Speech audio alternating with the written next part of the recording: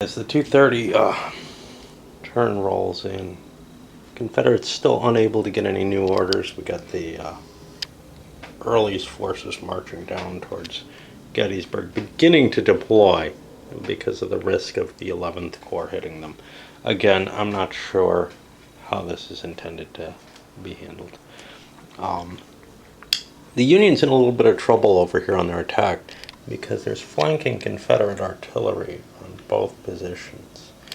And this in particular was able to shoot into some rear hex sides. We got a route from that. Not to leave your line dangling, standard stuff, but I always make these kind of mistakes. And I think it's a rare gamer who doesn't make that kind of error now and then. I remember in a minis game, man, I was marching along in column, and I'm afraid these guys are in that position too. We'll have to look because there's hills and woods. There may be a shot up here on top of the hill that's worth taking now that the Union's deployed. Anyway, where I was just walking along happy as a clam, and somebody managed to find me at their maximum range and just plugged me. And it was actually at a Gettysburg game we were doing the second day, and I don't know, I was marching I think over around Bemmer's Hill, and I just got hammered, trying to approach the battle.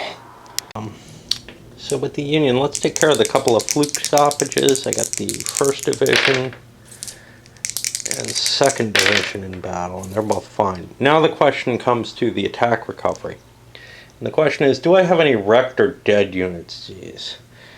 I'm not sure. I think not. I don't want to look through all my units to see. Without the record sheets, it's a pain in the ass to keep track of these things. Personally, I would rather not be certain and save a little time, so I'm going to say no. He doesn't get a successful roll. There weren't any modifiers, so 2nd Division is stuck there. If I had succeeded, I would have to make, again, just like over here, a secondary roll based on the leadership, and it's pretty unlikely actually that I'm going to recover an attack effectiveness. That may make me question whether this attack is possible anymore. It, however, does feel like it is. I feel like I've got the potential to clear the McPherson's Ridge section at least. I don't feel like I have the right to call the attack off because I think it is still potentially successful. I got no reinforcements coming for quite some time. So I'm trying to think if I want to write any orders or try to write any orders for the 11th.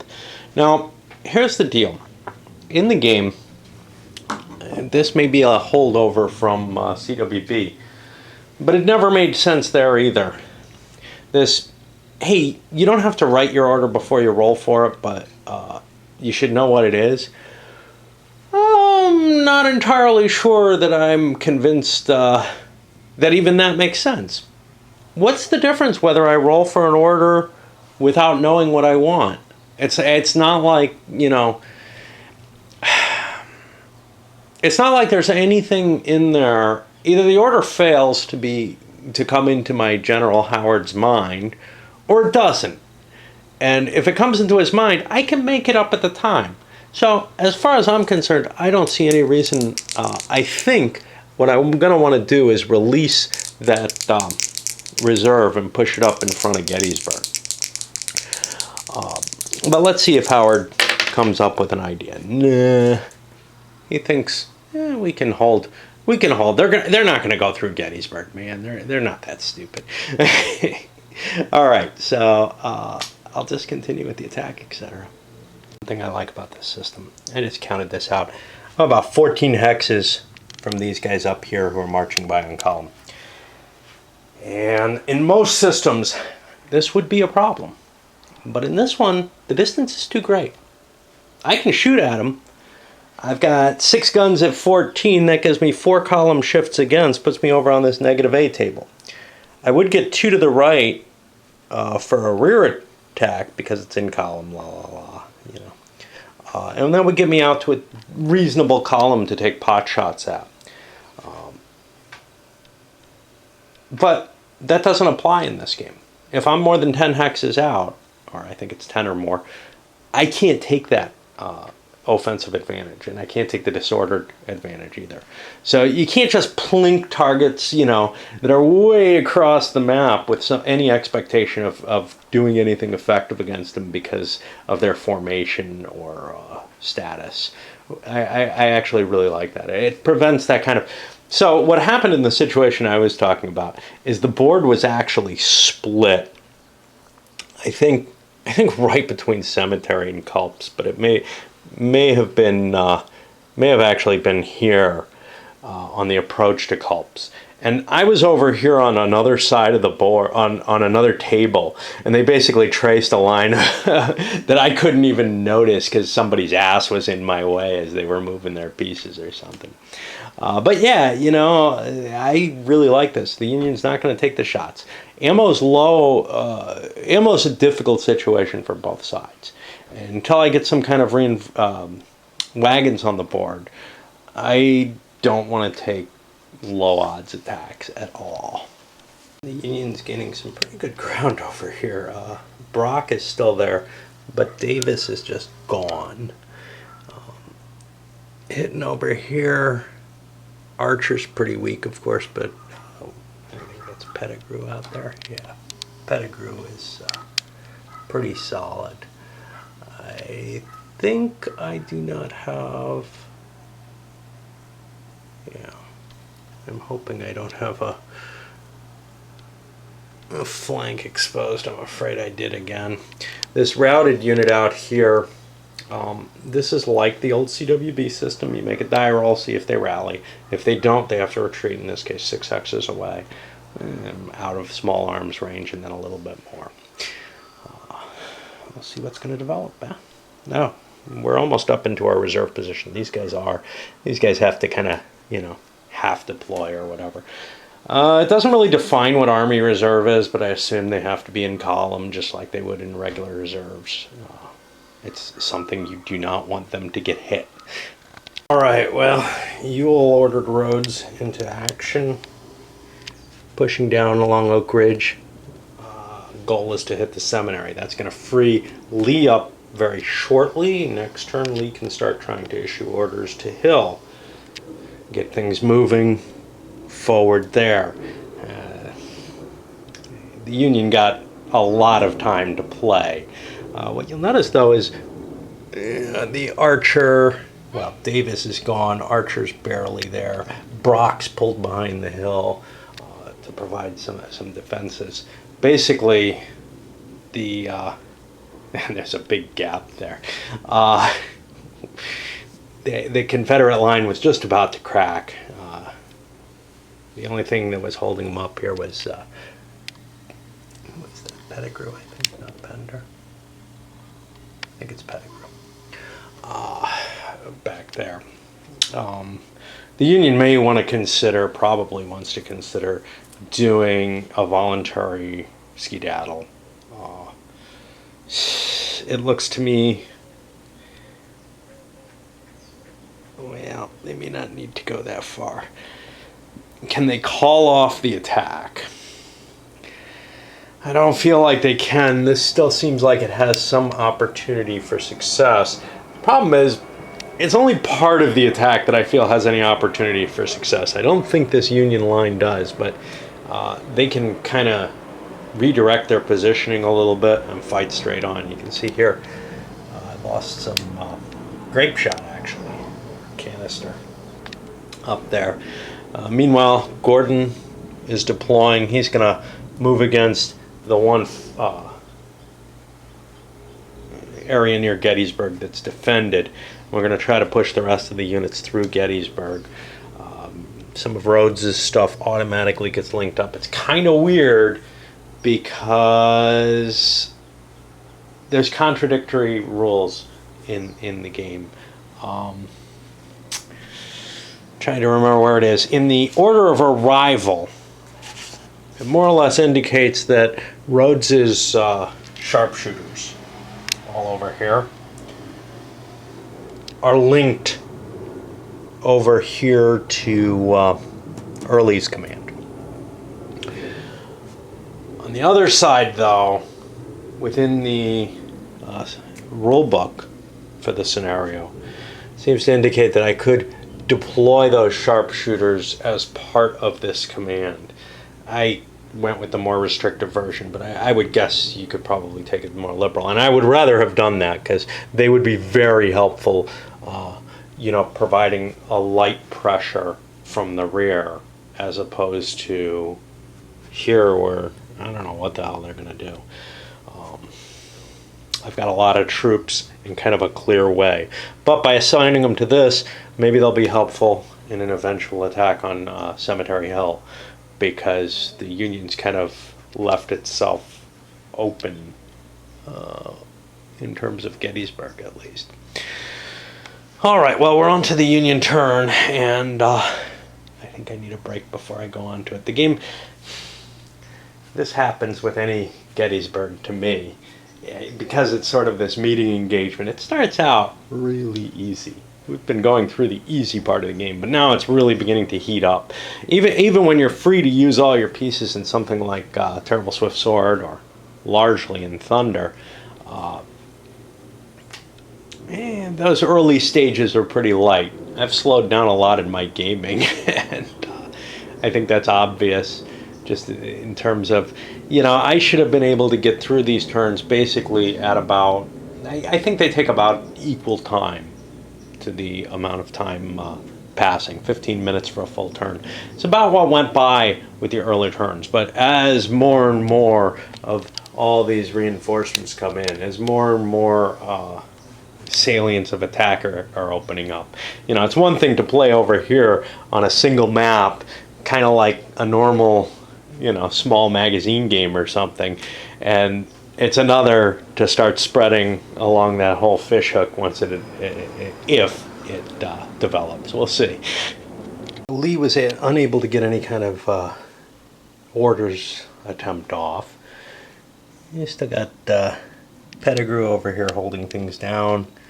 Rhodes pushing down, pretty much pushing the 1st Division out of the way.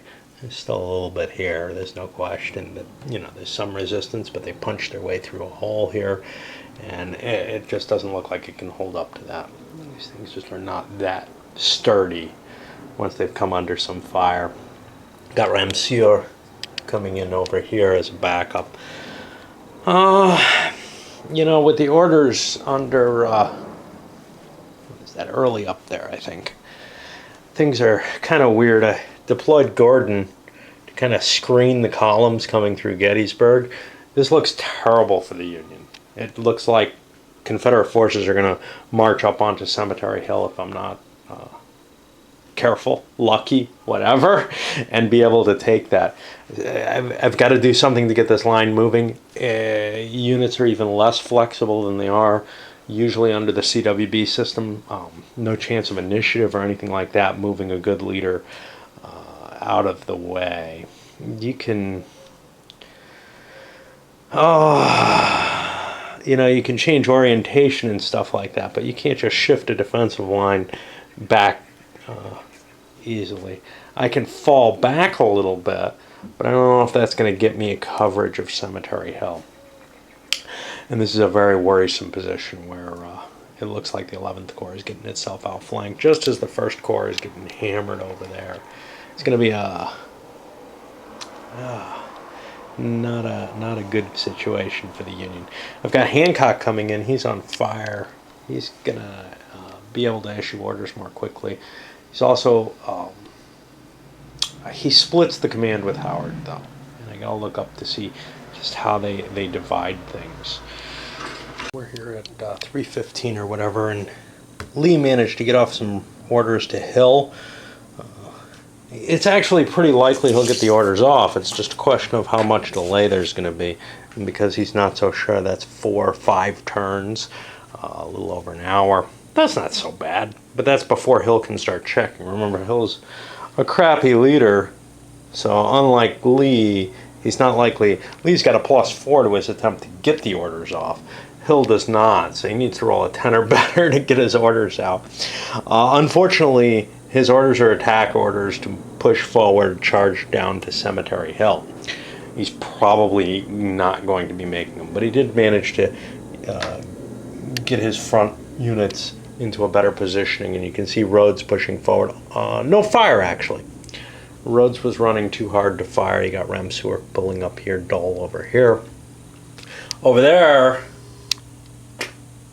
Early's troops just marched right through the town. But they don't have orders to do anything else. I don't know what the hell they're going to do there. Stay in column? They've seized the town.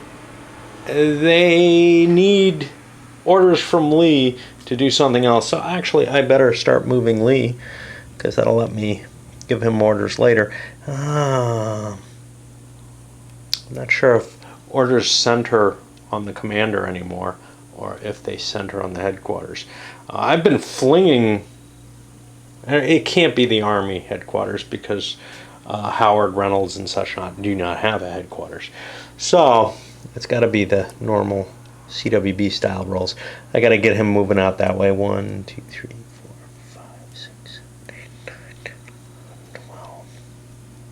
We're going to send him as close as we can. He's going to write some orders for Early to try to push into Cemetery Hill and Culps, I believe. I don't know what Rhodes's orders are to continue on to Cemetery as well. So everybody's kind of converging on Cemetery. These guys, I kind of want to take Culps, but Culps is kind of far away at this point. And I've got this whole worry of this 11th Corps. I was able to pretty much shatter the edge of the Gordon's brigade there, was able to shatter the edge of the 11th Corps. The 11th Corps is really lousy in this game. Dean makes a point of saying he shifted their values upward and then had to shift them partway back because he doesn't think they're deserving of as bad a rating as they commonly are given, but they seem pretty damn crappy to me. Maybe I just had the worst units on here, a bunch of D's. And see, there's mainly C's here. Ooh, some nice artillery. What the hell's up with that? But, you know, they're in the wrong place now. Not really a trivial way that I can think of expressing this using the counters in the game. Basically, all of the Union units here, because I called off the attack, are now in an attack stoppage state. They can't do another attack unless they succeed in making a die roll. It's division by division. I can't just say, hey, you know, the whole unit's skedaddled, I roll for double day and it'll all be good. Nah, I got to do it division by division. And that's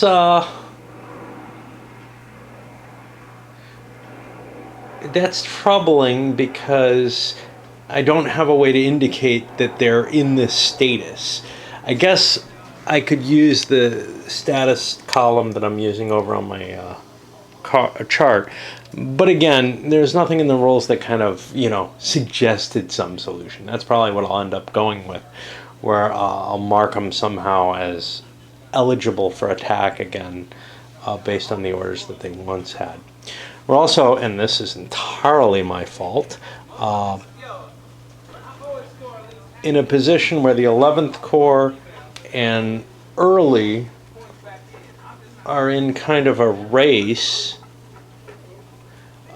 as to who can get their orders first. Now, the 11th Corps has their orders written for them. They'll be getting them at 3:45, whereas Lee hasn't even written orders for Early yet to get moving. And again, there's no way to move armies in this game without your army commander throwing an order out to them. So I'll have to see if they're in army command from Lee. If not, it's probably not worth moving him another turn. The kind of movement that was present in CWB, you'd often be flinging the army commander back and forth. Until recently, when he had to recharge on his headquarters, you no longer have that. But there's kind of less desire because of the way this is structured, the distance, I mean, if it's within command radius, which is 20 hexes, it probably actually is, it's just going to be 1. If it's outside of command radius, it's 2, and if it's bigger, it's 3. There's a lot less, yeah, I got to count all these hexes and figure out, do I want to send the order now or do I want to walk closer? There's no advantage to walking up to the leader and just saying, yo, this is what I want you to do, buddy. Instead, written orders, all that, it's all the same. It's all much more abstracted than it is in the CWB series. Like I've said, that is the key to this, is that it simplifies a lot of it. I think on the regimental level, everything that was going on in CWB was too much, and I think that was always one of the problems with RSS. This streamlines so many different aspects of the game that it's, allows you to move the formations out, get a lot of the same effects without a lot of the same effort. And usually I like effort, but there may be too much in this game, or in the old RSS system. There certainly isn't in this. This plays very smoothly, even though I make some mistakes. I got some cowardly legs to remove that I forgot about. The Confederates got kind of punched back by the Union. O'Neill's unit especially is not terribly good. I'm so used to the A's and B's that I've been using, well, they ain't all that good. The biggest move that we've seen here at 3:30 for the Confederate side is Carter got initiative to post his artillery facing the Union line. They're going to have to, it's going to subvert their line, and they're going to have to fall back further. And that just, is a part of, I rolled for initiative to do that. It's just a part of the way to allow some of the freedom that you would have under the old system, or older systems, with a little bit more realism. You don't just guarantee, hey, I see an opportunity, I'm going to take it. Lee got his orders off over to Early to go march against Cemetery and Culps. And now he's back at his headquarters. He doesn't really have anything to do for a while. This isn't like in CWB, you have a lot of orders tennis, so for example, Lee would write that order. It wouldn't get to Early for a while. It actually hasn't yet, if you want to think about what's going on, but it would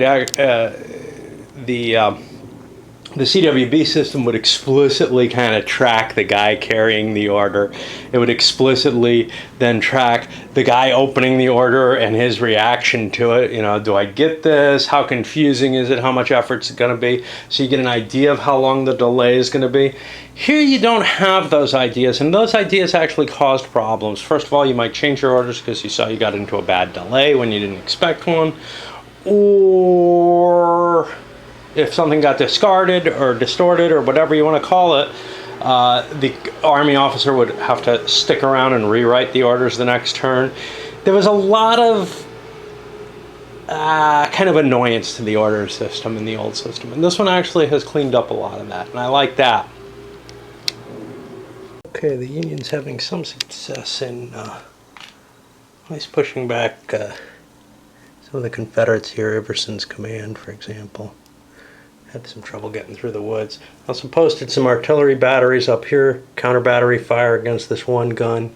I actually got one fire. Caliph just had to spin around. But otherwise, that's the problem. This is not blocked. This is just a headquarters in the way. Probably not the safest place in the world for him, but I'm having trouble figuring out anywhere he can go safely. These skirmishers aren't going to be, they don't have orders to come charging forward right now. They might, but they're not going to be able to storm Seminary Ridge from behind easily unless Lee gave them some such orders, which would have been a wise set of orders, right? Instead of marching forward this way, just slam into the First Corps from behind. Lee wasn't that clever. Grabbing the good ground at Cemetery might seem more important in the long run. However, he's not going to probably have the time to get there.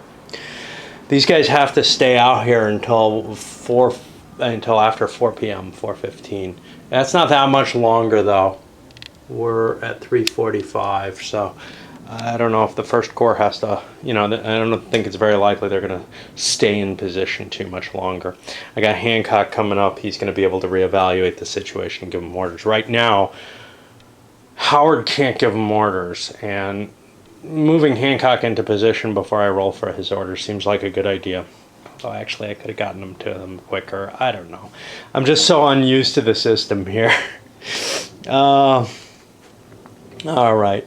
And nothing else really except recovery of lost units. We got a bloodlust over here.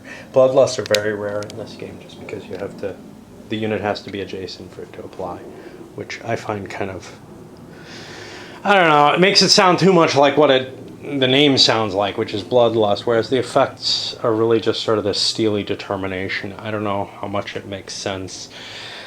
I'll tell you what doesn't make sense. What doesn't make sense is a bunch of guys sitting, getting shelled, necessarily going bloodlust.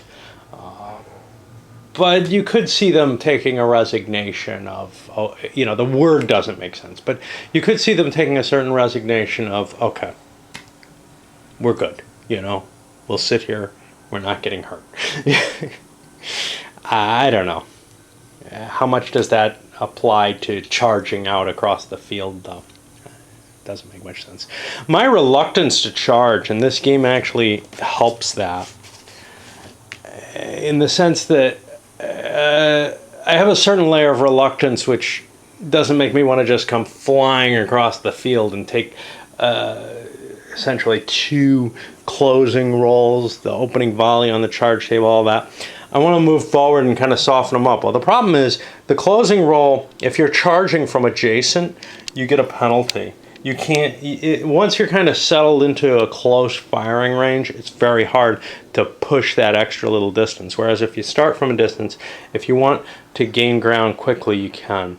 It's quite possible the Confederates are going to launch a charge just because they're running out of time at this point. They need to make some more some distance quickly. Early comes after, Hill comes after when Seminary Ridge can be abandoned safely. So I just don't know that Rhodes here has the kind of force to punch his way through. In fact, I pretty much know he doesn't. So I'm very reluctant to make that attack. Of significant firepower being driven here. First, the Iron Brigade side of things, Meredith is now actually in charge of the entire 1st Division. Wadsworth took a bullet. And over here, I think this was 2nd Brigade of that division, has pretty much been driven back. The Iron Brigade's still holding up itself, even against the artillery here. But I gotta move these guys, this line, column coming in. They've got some stupid deployment orders where they're gonna be back here or something, I don't know. On the Union side of things, the good news for them is 11th Corps is beginning to pull back. They succeeded in their roll. 1st Corps made some initiatives to try to start pulling, things like the 2nd Division here back. I don't know if I actually have to, but my feeling is, these guys were kind of in a defensive position across here. To try to pull back feels like it requires some kind of insight into the battle that isn't just obvious, that we're going to have to be pulling back. We do have orders to pull back. Hancock fired them off successfully for returning to Cemetery Hill, Cemetery Ridge. The fight's going to fall back to where it, has to historically. A little early, I think. I think there was still significant fighting happening north of Gettysburg at this point. Here's what's weird.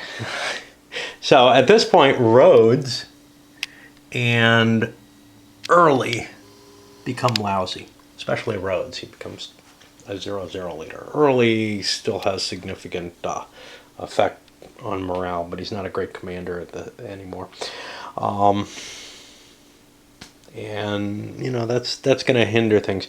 I think I tried to find the reference for it is a rule that is obviously not the correct one. Just there's a number of these little things. No game gets away without it.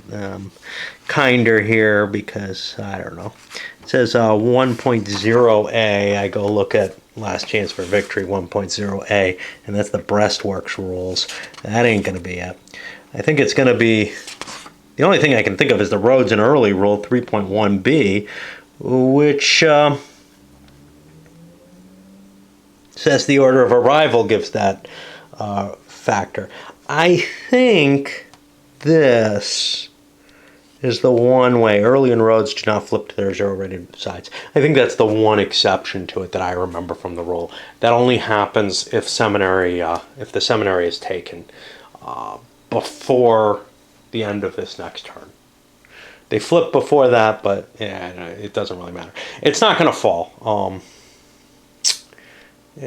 Something kind of cute happened, but I don't remember what. Oh yeah, counter battery fire and then some long-range rifle fire. This guy was poised way up here, drove that artillery battery out of the way. I actually had a counter battery marker on it, nothing else from the artillery fire that was directed at it. You know, the situation is kind of weird because there's just no way Early's going to push through all of Gettysburg. He's not going to get the orders quickly enough the way this game works. So if you kind of don't let him fight by avoiding him, you're actually in pretty good shape. And the little bit of skirmishing with Gordon's troops was okay. Now, of course, that means I haven't done a lot of damage up front to Early's command, and that may be a problem in the long run, because right now I've got the 11th Corps holding some key terrain on the hills that maybe they're not the best people to be holding it. I'm getting a lot of reserves and reinforcements, and the 11th may not be the guys I want in this critical location. But that's what kind of falls out of it. Every time I play Gettysburg game, I seem to screw up the defense with the 11th Corps in some terrible way. In TSS, usually what happens is I throw a line in front of Gettysburg for the simple fact that you can't just let the enemy walk through. Here it looks like it might have been the best thing in the world to do in some ways. It's just I can't take a chance that they're going to activate and be able to push onto the hills. So it means the 11th Corps is going to be in that critical location before things happen. Burns is disappearing during the Union side of this turn. Some of the horse artillery and stuff like that is pulling out of the area as well. So the ability of the 1st Corps to kind of stand here is being degraded. They've got orders to get out of there, though, so that shouldn't be too big a deal. It feels to me like I've gone way under the historical fighting at this, Yes, the 1st Corps and obviously Heath's units have been really battered, but I think they took more damage in the historical fighting than they have so far. And the 11th has gotten off almost scot-free, and Early has completely. All right, 11th Corps pretty much continues its disengagement here. A little bit of screening force, the rest is pulling back towards the Cemetery Culps region. This Army Reserve unit would have been released by now this turn. I'm not sure if I could do what I did with it. Maybe it was stuck constantly, just sitting on Cemetery Hill, not deploying the way they did. It doesn't turn out that it's going to matter. It would have been impossible to get new orders here, I think, in time for a switch, given how long it took for Hill to come around to making his orders. Again, part of the scripting side of this early first day. The Union pulling back a little bit further in the woods down here, away from the Confederate Rhodes. And over here we got some counter battery fire that was effective enough to actually damage one of the batteries. Some new reinforcements coming in. This is just part of the 1st Corps kicking around, making its way back, but this is kind of important. It's one of the ammo wagons. Now, unlike a number of games, there's no way to track ammo. It'd be kind of neat if they had come up with ammo tracks for the different corps so you could keep track of it that way. Instead, I'm stuck writing down the ammo there. So there's 21 shells and 10 canisters aboard that wagon, and I'll have to erase them and replace them, etc. As actual ammo is expended. Ammo expenditure is not that often. It's not, you know, like in TSS or the RSS games where you're constantly marking off a shot here, there, or everywhere. So it's not going to be that huge a hassle, but it is a little annoying to have it on paper, I guess. So I considered, you know, if it was only one type of ammo, I could use a single counter, but the numbers are quite high, 21. It is kind of interesting in this scenario. Dean did a significant amount of research on and guesswork on the wagons and whether or not there was a full amount of supply.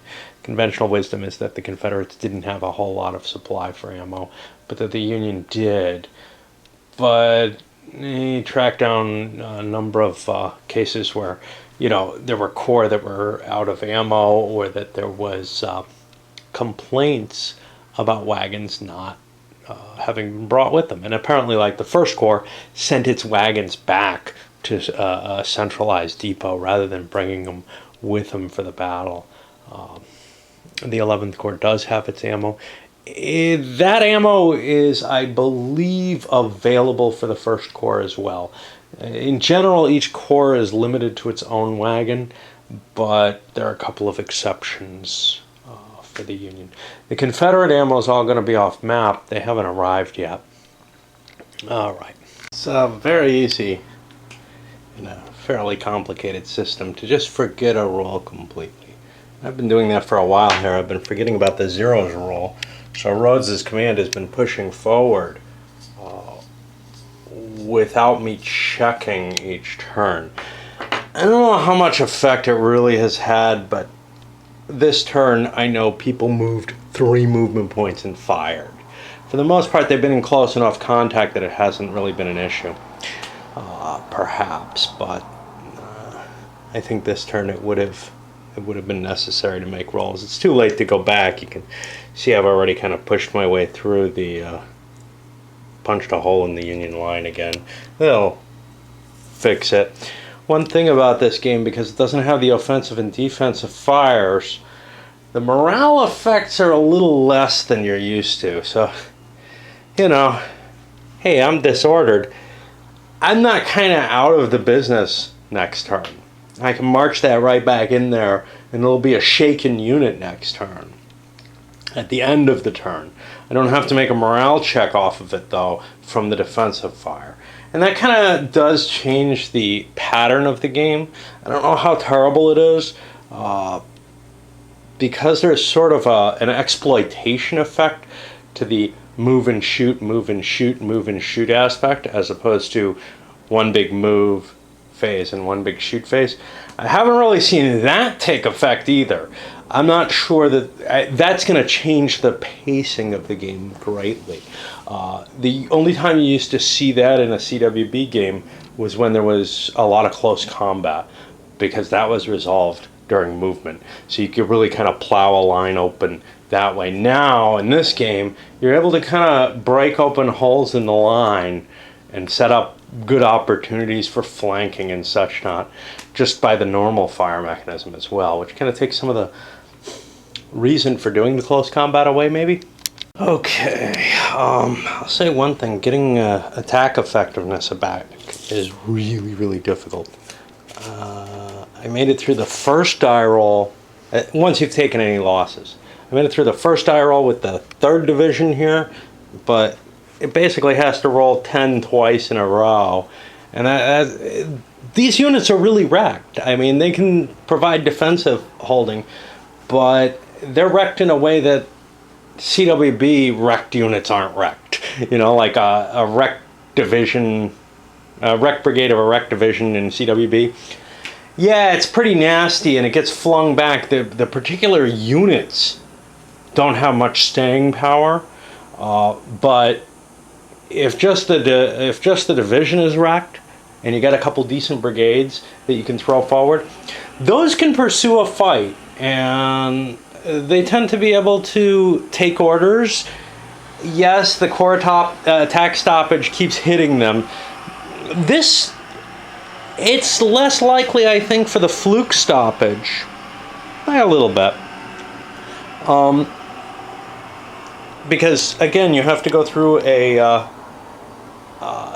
gateway marker there. I feel like this actually represents things a little bit more realistically. CWB had this weird, okay, great, well, I can get him started and he'll start the attack, but as soon as he sees fire, he's going to fall back and just not push forward. Far more likely, units that were really mauled just did not attack. And it wasn't so much a matter of, you know,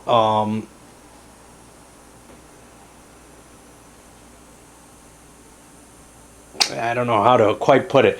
So what happens in the CWB feels like, oh yeah, boss, I can do that. And he marches forward and his men say, no, man, we're getting shot at again. No. And they back away. Here, it strikes me more that it's the commanding officer being asked, is your unit ready for an attack? And he says, no, I can't do that. You know, I'm just mauled. My men will not go forward. So there's a more reasonable sort of picture forming from this. As things stand, I'm worried that this game is destroying CWP for me, just because it's pointing out so many things, much as I loved the system, that, yeah, you know, it didn't really get that right. And this does get everything right, just not... So the level of detail is the wrong level of detail for me, sort of. That's sort of my gripe here. There are aspects of this, I don't mind I don't know. I don't know if there's anything terribly wrong with this, actually. Except that I kind of like the large scale.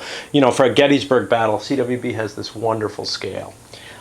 But I'm totally becoming hooked on this in a way that I thought would be impossible. It's winning me over the same way the Napoleonic Brigade Series version 3 won me over with this. Oh my God, they really were able to find so much to fix that. And on top of that, made it a smoother game. You know, that's just sort of the gravy. But the fact that the smoothness isn't really bothering me, it isn't really taking anything terrible away from the story. To me, it's just amazing. Anyway, we got the artillery coming in, the reserves coming in. So there are a few little places where this game is rough around the edges. I won't deny that. And here's one of them. Not just having to write the ammo down, but the resupply of the artillery. The way it's handled is, if it's not by case, and the artillery has to march back to its local headquarters, which would probably be wherever he's got his headquarters parked. Actually, I don't think he has a headquarters, so it'll go to the Corps headquarters. And then it kind of comes off map and returns some turns later based on, you know, when it can get ammo back from the Corps headquarters. I probably should be resupplying my artillery. I just kind of don't want to face it. Anyway, the Unions kind of pushed back the Confederates. Shit. Got this dripping problem. It's not that hot today, but it's fucking muggy. And I'm running my map, so I'm going to go. I may have been kind of inadvertently creating those zeros for the Confederates anyhow. Somewhere up here, O'Neill has been kind of blocking the railway cut and not moving forward from there. And he really should have tried to approach, because he's blocking Ramseur, who's behind him up there, and Column from being able to cross. He's holding the one cut through the railway cut in that area. It would be nice to be able to deploy more, but that would kind of expose the Confederates maybe to some more fire. The Union has kind of a little bit of a, you know, crescent type situation where it looks like most of it's screened by the woods though there.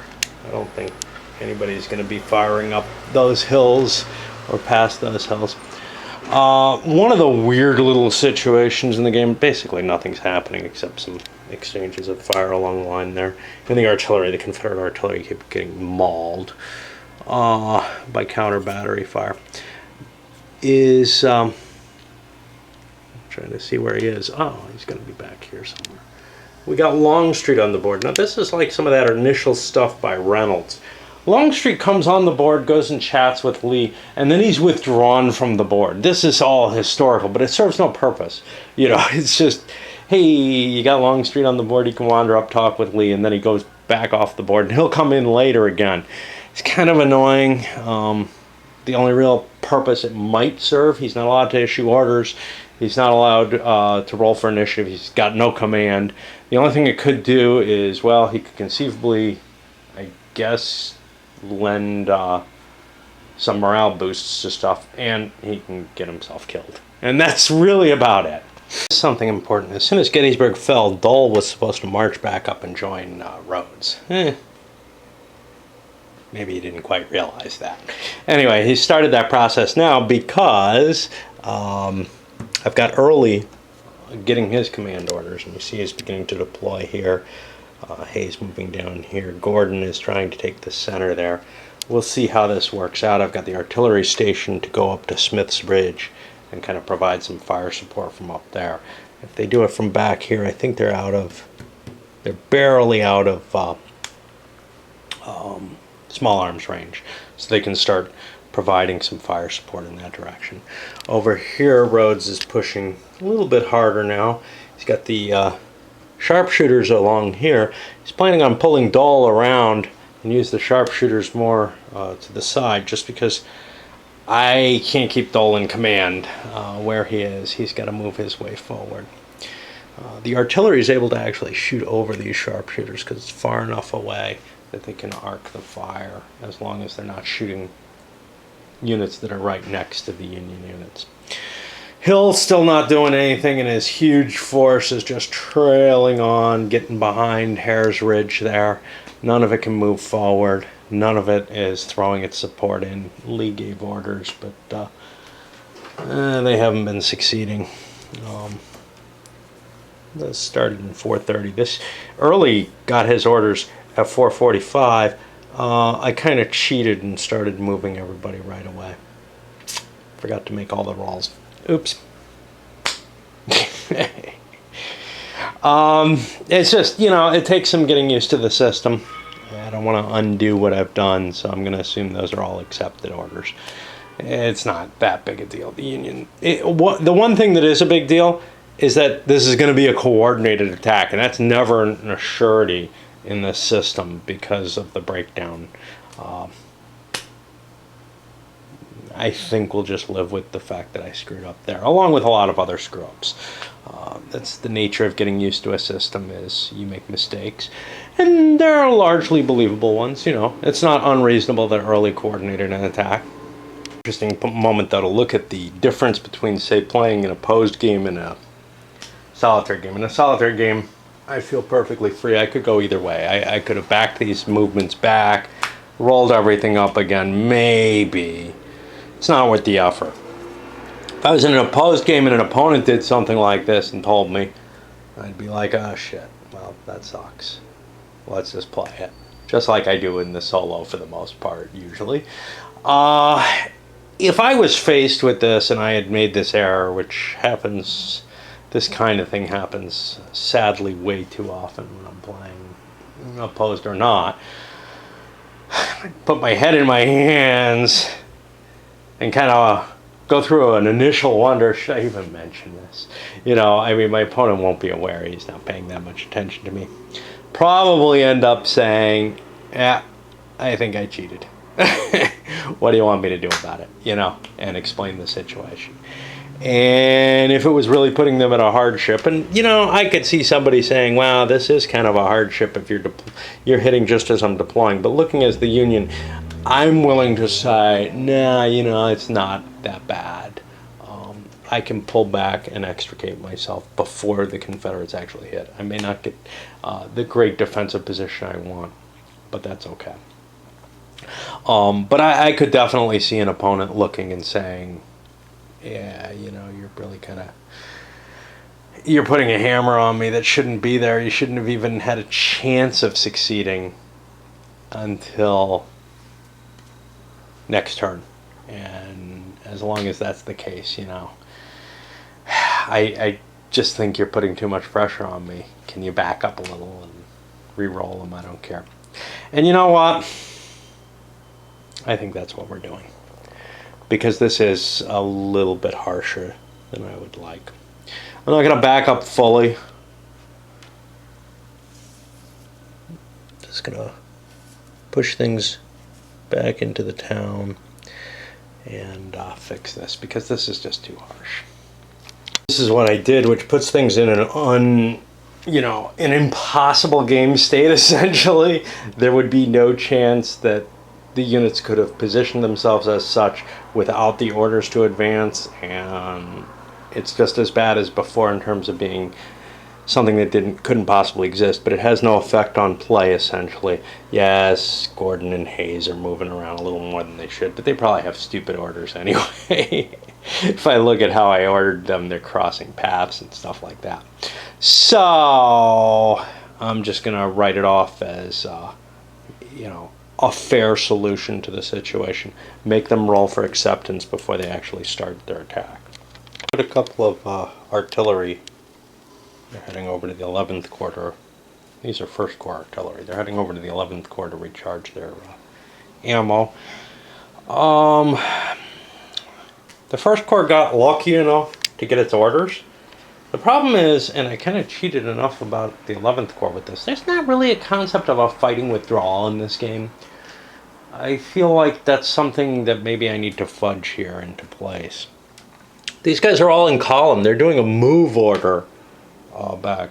Now, there is a concept of a fighting withdrawal in the sense that you can pull back as long as you're not next to each other from the enemy and keep falling back. And there's no real limit on that, no matter what defensive orders rules you have, except that your headquarters is bolted to the ground and it ain't going anywhere. If you want to move the headquarters, you kind of have to have move orders, and as long as they're not short distance moves, you kind of have to form up in column and just push forward. And I got a problem there. If the Confederates get any kind of decent rolls on those 0 leaders to push forward, and Ramseur automatically has decent orders, they're going to get shot up in this withdrawal, and it may turn into something of a rout, really. What I did here was kind of cheating, was lining up and forming in line and kind of screening the withdrawal.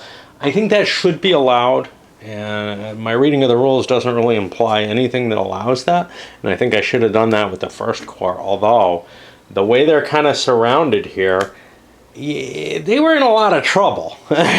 They were in a position where there wasn't really a good answer for them to get out of there. And, anything they left behind would probably get trapped. But as it is, they're going to take some pretty hefty losses just trying to run their way out of there.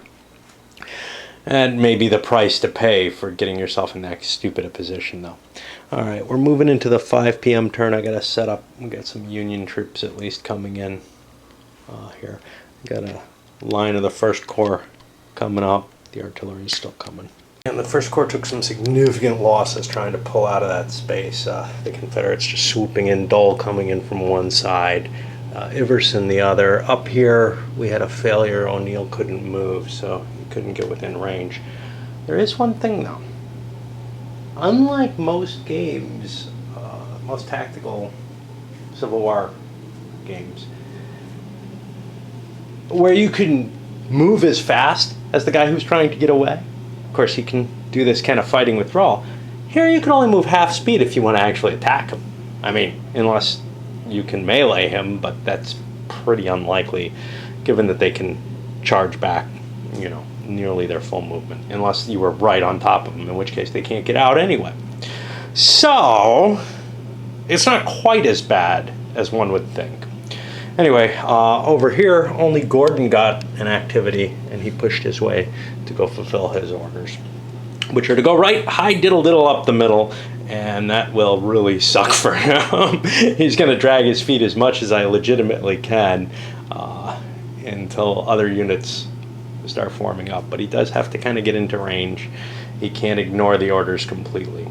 I didn't do anything with these sharpshooters. That's okay. They're not terribly good at anything. But I'll take a few more plinks here. I think I got a cowardly legs that should be kicking around down here or something. One thing I'm finding, there's a lot of counters that I would find helpful in the game.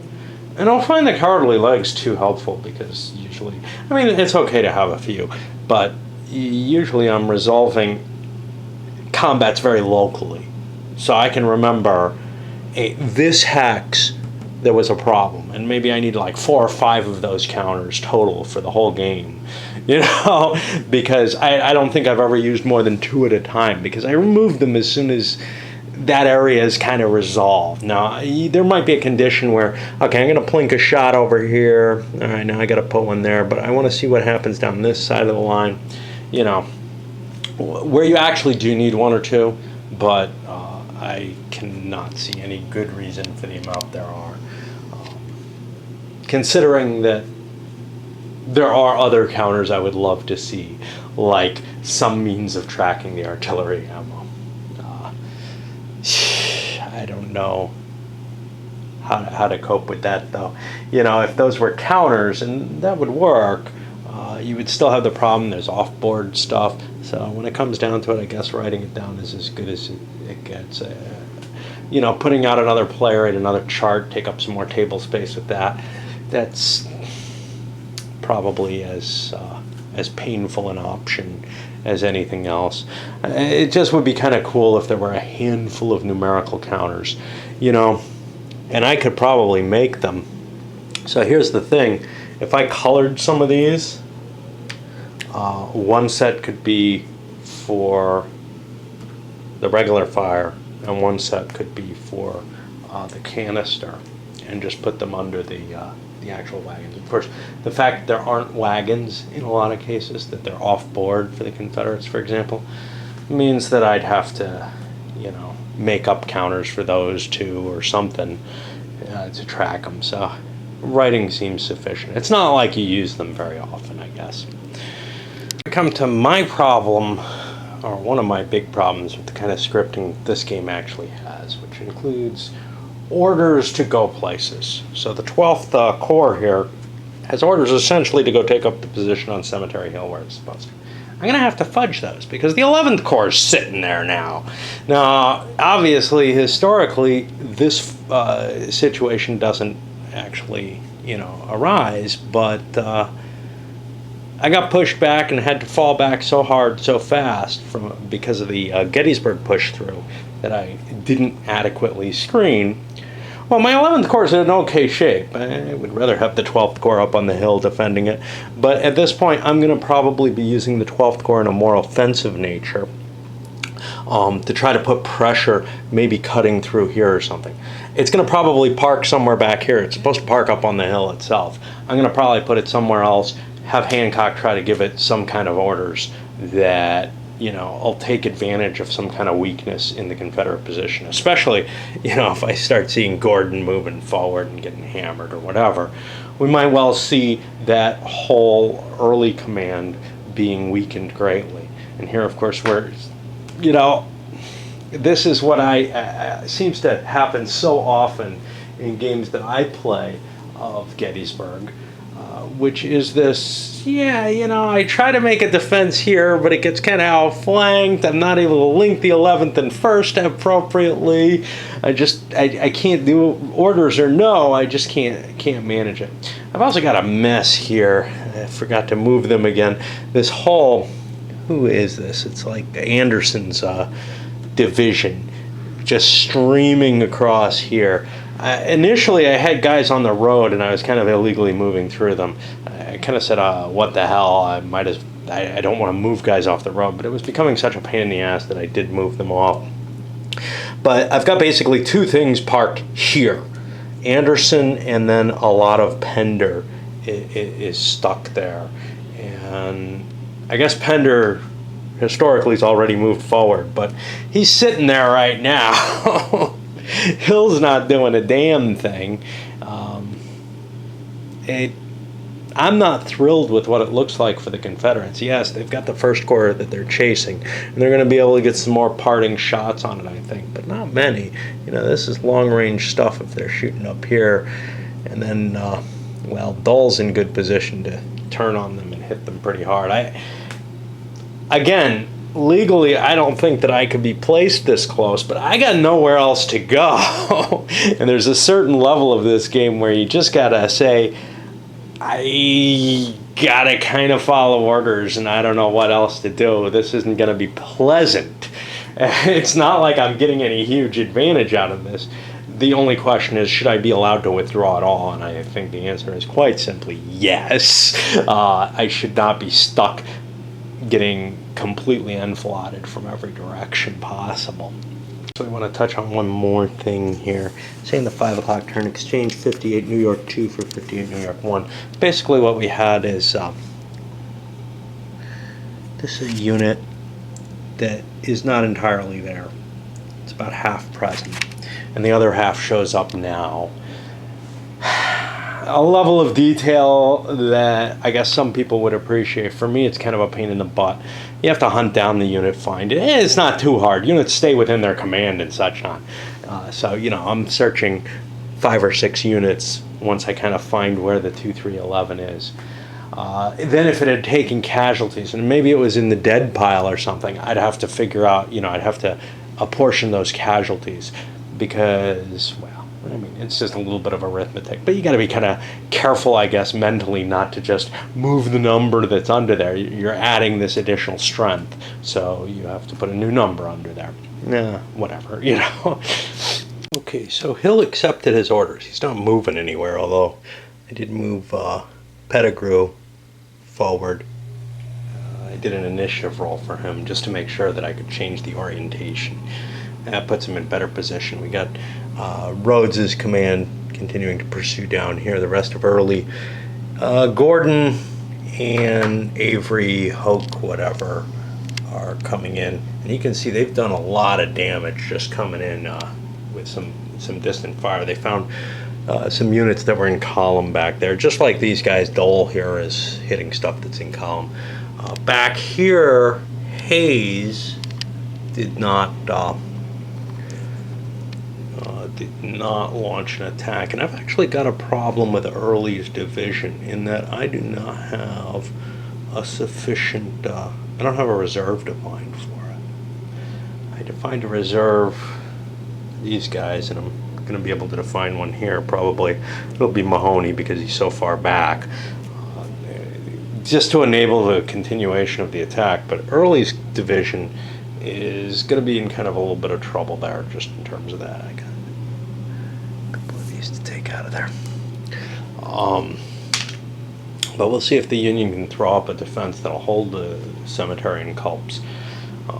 Cemetery is the important one in this game. I'm just having too hard a time accepting this concept of no rear guard. And I've thrown some units in line here to protect the First Corps as it pushes forward in its big mass to get to where it's going. It's not like things move any quicker in column terribly much. It's not like there's any great advantage. A little bit in terms of flexibility, moving the line, etc. That's why these guys are kind of behind, but that's where they need to be.